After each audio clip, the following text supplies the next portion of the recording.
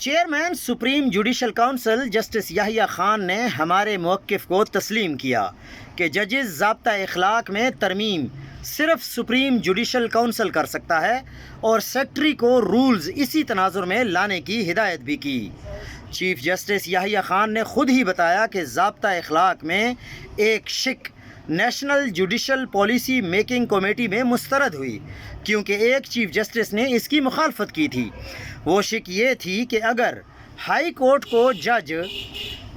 کا جو بھی جج ہوتا ہے وہ سپریم کورٹ کے فیصلے کے مخالف فیصلہ دے تو وہ مس کنڈکٹ ہوگا۔ ایسی سپریم جوڈیشل کونسل ضابطہ اخلاق میں ترمیم نہیں کر سکتی جو پہلے ہی اس پر رائے دے چکی ہو۔